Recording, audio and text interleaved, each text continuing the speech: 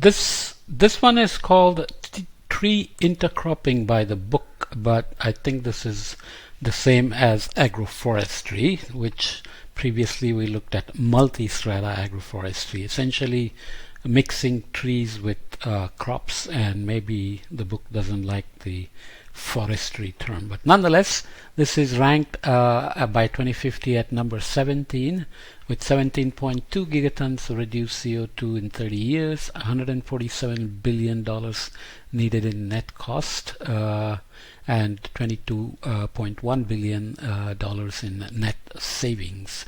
Here is an example: a new freestone peach orchard intercropped with corn in Klickitat County, South Central Washington. So you can see how horticulture is mixed with crops, and this is another example from this website. Talks about trees intercropped with a rotation, including buckwheat tree-based intercropping, growing trees together with crops. So you have these trees in the middle and intercropped. There are all kinds of details involved, especially in countries where regions where water is an issue. So you have a farm pond, you have a percolation pond, you have kind of bunds to channel water, and then you have trees on the ridges and water flowing through the troughs and crops next to them, and the trees can be chosen for fodder, for timber, for fruits, for other incomes, or for live fans, for beauty, for fruits, and so on. And of course, as we mentioned before already, they reduce wind damage, wind evaporative loss, they enhance soil moisture resistance, groundwater recharge, carbon sequestration, and of course in the end soil health and crop yields as well. But as you can see, they take up space. So whenever you want a farmer to do tree intercropping or agroforestry, then the increased yield or income from the rest of the field has to more than compensate for the land lost for the trees, or the income from the trees has to make up for the space that it is using. Another example here from India showing moringa tree, orange tree, lemongrass, citronella, and mix of various other vegetables and so on. And this is actually not so new, as I mentioned before. Maybe when the agriculture started as a way of life for humans after the last ice age, going into the Holocene and evolution of agriculture, probably tree intercropping was the mode of doing things.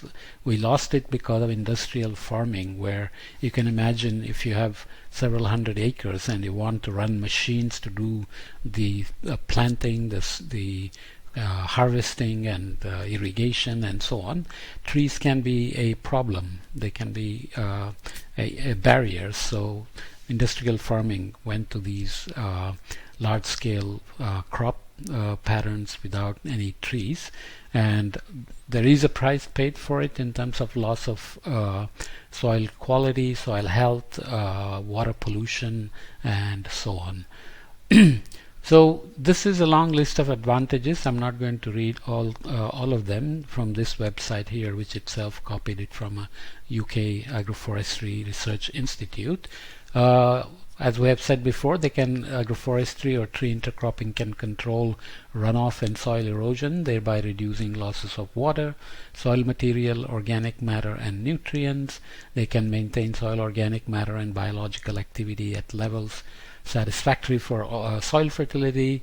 They can maintain more favorable soil physical properties than just agriculture, though through the organic matter maintenance and effects of tree roots. They can lead to reduced insect pests and associated diseases. They can be employed to reclaim eroded and degraded land. When we talked about restoration of degraded land, that's what we meant.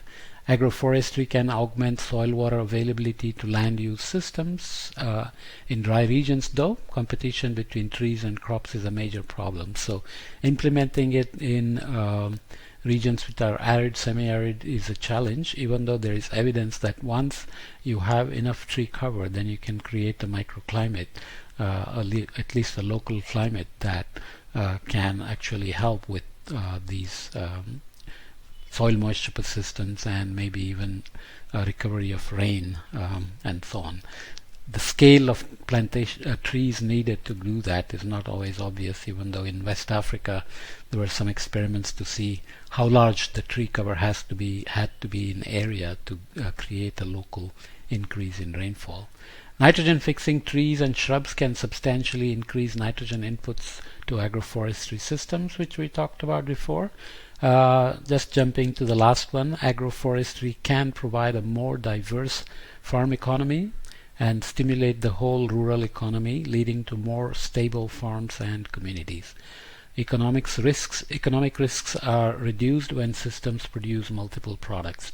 In India, in the region where I come from, the state of Karnataka, experiments with NGOs like the Bharatiya Agro Industries Foundation, I think, BAIF, or maybe Federation, you can look it up, does it as a rural development program holistically, so creating non-farm sector jobs, employment for women, vermicomposting for people who don't have land, selling water from one farmer to the next one who doesn't have space for a farm pond, and so on and so forth. So when done in village clusters, it works beautifully, but the mental model of farmers can be complicated. Even if one farmer succeeds in doing agroforestry and making a better living, especially post-rainy season livelihood and so on, the other farmer may sit right next to this farmer and say, I don't care, that's not going to work for long, and so on. So the mental model of farmers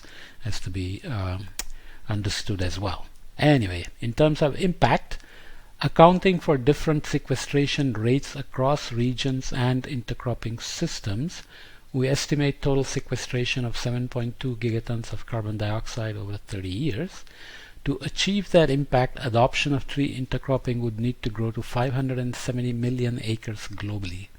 On an additional investment of 147 billion, savings could be 22 billion over 3 decades. There are lots of agencies that are involved in promoting, advocating, and helping with implementation of agroforestry. I had also mentioned that agroforestry was considered a clean development mechanism because there is additional sequestration of carbon by tree intercropping.